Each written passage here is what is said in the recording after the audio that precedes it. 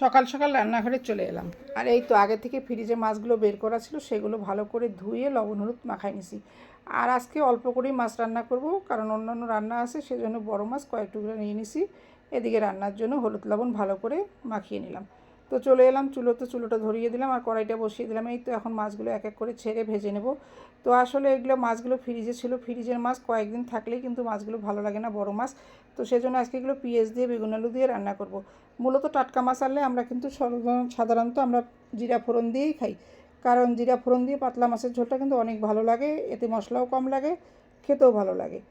আর এদিকে যদি ফ্রিজে 2-3 দিন হয়ে যায় তাহলে কিন্তু এই মাছটা কিন্তু আর ভালো লাগে না, তখন কিন্তু একটু পেঁয়াজ না দিলে ভালোই লাগবে না। তো এই জন্য আজকে পেঁয়াজ দিয়ে আর কি করবো। তো এই তো মাছগুলো আমার এক পাশ উল্টায় দেওয়ার পর হয়ে গেছে। এখন এই মাছগুলো তুলে আমি বাকি মাছগুলো ছেড়ে দিচ্ছি। বাকি মাছগুলো সব এভাবে ভেজে নেব। আর কিছুটা আলু বেগুন কেটে নিয়েছিলাম, সেগুলো দিয়েই ওই যে বললাম পেঁয়াজ দিয়ে রান্না করব। তো আসলে পেঁয়াজের মাছ অত আমাদের বাসায় কেউ পছন্দ করে না, সবাই জিরা বাটা মাছটাই পছন্দ করে।